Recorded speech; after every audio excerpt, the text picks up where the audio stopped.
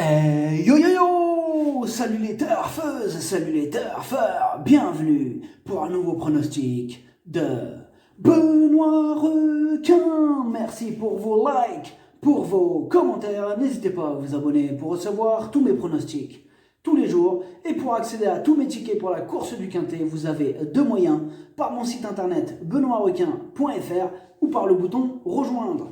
Ok, place au pronostic du Quintet du vendredi 26 février, direction Paris-Vincennes pour le prix de Pont-l'Évêque.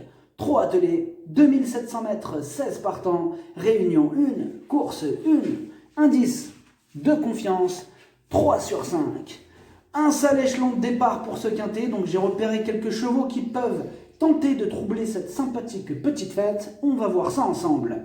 Petit retour sur le Quintet du jeudi 25 février. On les avait tous à part le numéro 1, entraîné par David Armellini. Il est passé par les mailles du filet, ce David Armellini, car il n'était pas encore sur ma liste rouge.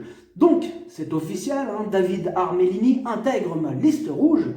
Je lui fais directement un petit CDI, oui, direct, allez hop, CDI pour David Armellini.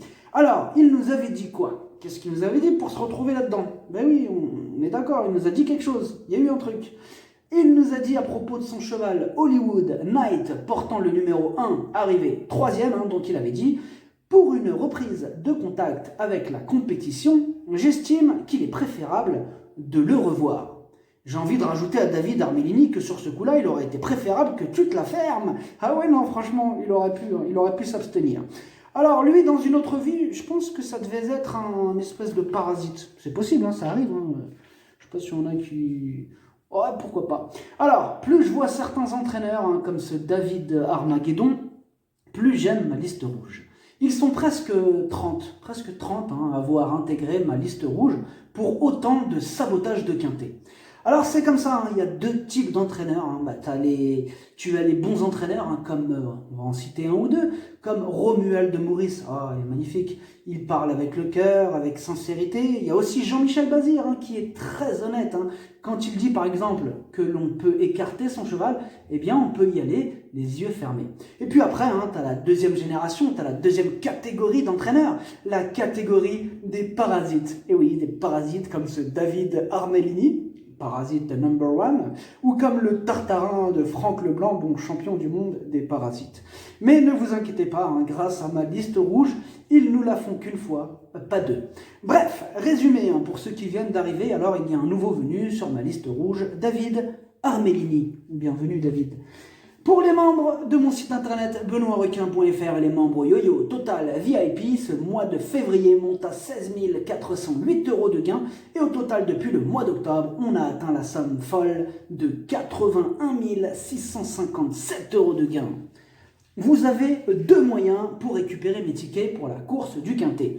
Par mon site internet benoîtrequin.fr ou par le niveau Yo-Yo Total VIP en passant par le bouton rejoindre. Ok, c'est parti, on commence le pronostic et on commence avec le numéro 1, Gloire des Loyaux. C'est la moins riche de la course, totalement ferrée, sa tâche s'annonce compliquée. On écoute, attendez, son entraîneur qui, d'ailleurs, on en reviendra après. Ah non, on n'écoute même pas, il n'a rien dit pour celle-là, c'est pas grave.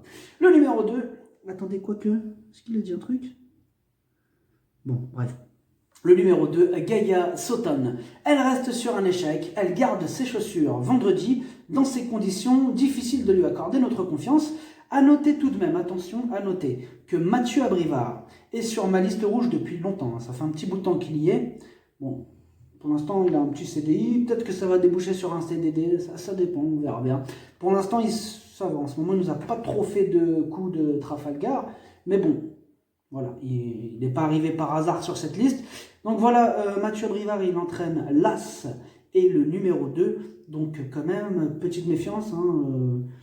Pourquoi pas dans un champ réduit? Pourquoi pas? Ça reste quand même de la liste rouge, donc méfiance. On écoute d'ailleurs Mathieu Abrivard pour voir ce qu'il va nous dire à propos de ce numéro 2.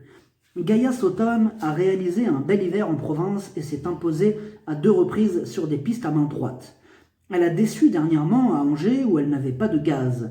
Depuis, elle a repris de la fraîcheur. Vendredi, elle affronte les mâles et restera ferrée. Cette course va surtout me permettre de mieux la juger et voir ainsi si elle peut être compétitive la semaine prochaine dans un lot de femelles. Voilà ce que nous dit Mathieu Abrivard. Mais comme je vous le dis, il est quand même sur ma liste rouge, donc il entraîne l'As et le 2. Donc pourquoi pas dans un champ réduit. Le numéro 3, Granit Gala. C'est une rentrée pas revue depuis le mois d'octobre. Elle est à court de conditions et totalement ferrée. Je l'écarte. On écoute Nicolas Catherine. Arrêté durant l'hiver, Granit Gala a été castré. Comme il n'avait pas l'air mal mardi dernier au travail, j'ai rattrapé le forfait et pris la décision de lui donner une course de rentrée dans ce quintet. Bien sûr, il ne sera pas suffisamment affûté. Il va garder ses fers et mérite d'être revu. Cette reprise lui sera nécessaire avant un prochain rendez-vous à Caen, le 8 mars. Le numéro 4, Gold Star Tonic. Elle reste sur 2 échecs consécutifs. Dans ce lot, sa marge est mince. Il y a d'autres chevaux qui nous présentent de plus solides garanties. On écoute Anthony Dolion. Gold Star Tonic s'est montrée décevante depuis quelques mois, mais il y avait des raisons à cela. Elle paraît mieux désormais comme beaucoup de mes élèves. Il faut confirmer en compétition désormais. Là, j'ai modifié sa ferrure. Elle se frotte à une opposition sérieuse et des mâles. J'ai bon espoir de la retrouver, car elle a toujours été mise dans du coton. Le numéro 5, Général de Loiron. Entraîné par le Tartarin Franck Leblanc et piloté par Jean-Michel Bazir, il fait l'arrivée de toutes ses courses ces derniers temps. Ce vendredi, il dispose d'une première chance. On écoute Franck Leblanc. Général de Loiron est irréprochable depuis le début du meeting. C'est un cheval sérieux, mais il faut impérativement lui masquer l'effort. En employant cette tactique, ce n'est pas facile de gagner, d'autant qu'il s'est souvent retrouvé un peu loin au moment du sprint. S'il n'a pas trop de terrain à refaire, il peut cette fois s'imposer. Le numéro 6, Gigolo du Noyer. Il vient de terminer 6e de la course pouvant nous servir de référence. Avec un bon parcours, il va tenter d'améliorer son classement. On écoute William Bijon. Gigolo du Noyer était moins tonique le 1er février. Il avait fait une petite myosite dans la semaine, mais je pensais que c'était réglé. Il n'a pas mal couru, mais pas forcément sa meilleure valeur. Il manquait de tonicité. Tout est parfaitement rentré dans l'ordre depuis, il n'est pas fatigué de son hiver et il peut trouver son jour à ce niveau. Le numéro 7, Gershwin Deves. Il a maintenant 4 courses dans les jambes, il sera déféré des 4. David Thomain s'installe au sulky, il semble enfin prêt à casser du ticket. On écoute Joël Becher. Comme Gershwin Deves avait eu une course assez éprouvante à Bordeaux, j'ai préféré lui donner un parcours de remise en confiance à Nantes où il rendait la distance tout en étant ferré. Cette sortie lui était également nécessaire car il avait sauté 2 boulots en raison du gel. Il est sur la montante et pour son retour à Vincennes, je vais le déférer des 4 pieds. L'objectif est de prendre une place. Le numéro 8, Grande Soirée. Sa régularité fait plaisir à voir. En 12 courses, 10 fois à l'arrivée, une fois de plus, elle va défendre chèrement ses chances. On écoute Christian Boinard. À Nantes, le gagnant était inapprochable. Grande Soirée a pris une bonne 2e place. C'est une chic jument qui répète bien ses courses. Mardi matin au travail, elle a montré pas mal de fraîcheur. J'ai préféré cet engagement à un autre sur 2100 mètres où elle devait s'élancer en 2e ligne. Là, elle affrontera les mâles, ce qui n'est jamais simple, mais déférée des 4 pieds, elle a sa chance. Le numéro 9, Go for the Gold. C'est une rentrée, on ne l'a pas revue depuis le mois de septembre, totalement ferrée, je l'écarte. On écoute Thierry Duvaldestin.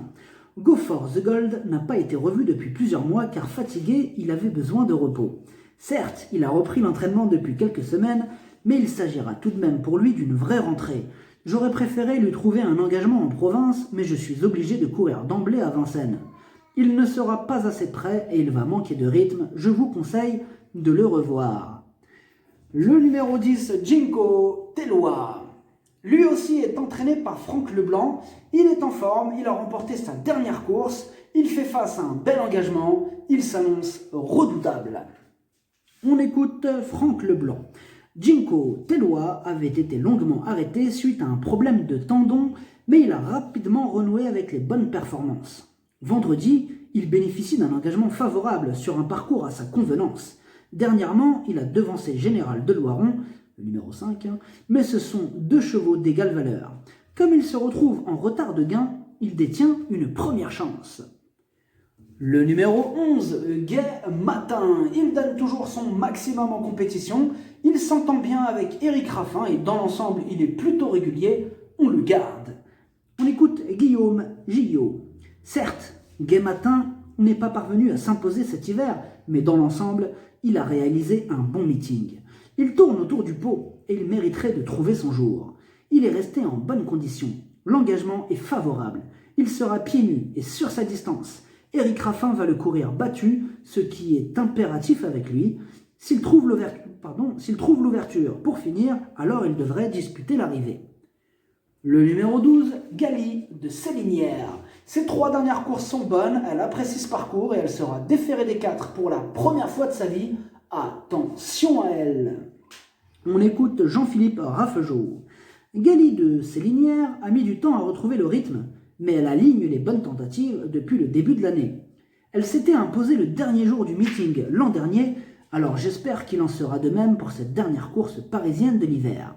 Afin de mettre tous les atouts de notre côté, elle sera pieds nus pour la première fois, malgré la présence des mâles, je pars confiant. Le numéro 13, Génial, haut fort. La régularité ne fait pas partie de ses principales qualités, il vient de remettre les pendules à l'heure, mais comme d'habitude avec lui, ce sera tout ou rien. On écoute Christian Bijon. Génial au fort a bien couru dernièrement et n'a été devancé qu'à la fin après avoir animé l'épreuve. Il faut effacer ses sorties précédentes. Il a bien travaillé et va se présenter au top pour cet engagement idéal. Charles étant sous le coup d'une mise à pied, je suis content de me remettre à son sulky. Il devrait profiter de ce bel engagement pour jouer les premiers rôles. Le numéro 14, Gaylord Jeff.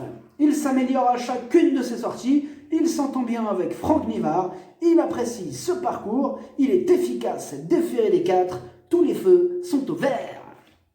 On écoute David Charbonnel. J'ai pris mon temps avec Gaylord Jeff dans l'hiver. Il est sur la montante au fil des courses et me paraît encore un peu mieux que depuis sa dernière sortie excellente. Il trottait une 13-7 et améliorait son record. Il devrait être capable de faire au moins aussi bien. Il est préférable de le préserver, mais avec une course limpide, il a sa place à l'arrivée. Le numéro 15, Gabo Di Rocca. Il reste sur 2 sorties correctes, mais il n'a pas été revu à Vincennes depuis fin 2018. Il y a quand même quelques doutes qui planent sur sa candidature, mais il intéressera les amateurs de champ réduit. On écoute Quentin Machet. Sans sa faute à Bordeaux, Gabo Di Rocca aurait pu prétendre à la 3e place. Il est revenu en bonne forme après avoir été moins bien en début d'hiver. On tente le coup à Paris-Vincennes pour ce bel engagement. S'il était plus facile à gérer dans ses déplacements, on l'aurait fait avant, mais il a du mal avec les longs trajets. Depuis sa dernière sortie, il est sur la montante, il a le niveau. Le numéro 16, Gossip Boy, du pour et du contre. Alors d'un côté, c'est le plus riche de la course, il a seulement 90 € du plafond des gains et il fait face à un engagement en or. Mais de l'autre, il reste sur 6 échecs consécutifs, mais attention, son entourage n'est pas négatif et l'on doit lui accorder une note de méfiance. On écoute Jean-Paul Piton. Il ne faut pas prendre les derniers résultats de Gossip Boy au pied de la lettre. Il a manqué de réussite cet hiver.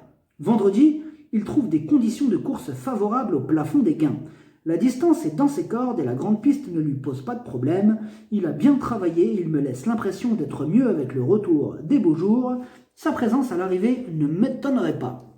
Le pronostic, ça donne 10, 5, 14, 13, 8, 12, 11, 6, cheval de complément le 7, si jamais il y a un autre nom partant et ça peut arriver, le 15. Merci d'avoir suivi cette vidéo, n'hésitez pas à vous abonner pour recevoir tous mes pronostics tous les jours et pour accéder à tous mes tickets pour la course du Quintet, vous pouvez passer par mon site internet benoîtrequin.fr ou par le bouton rejoindre sur le niveau Yo-Yo Total VIP, à jouer avec modération, bonne chance, chopez-le moi, ciao.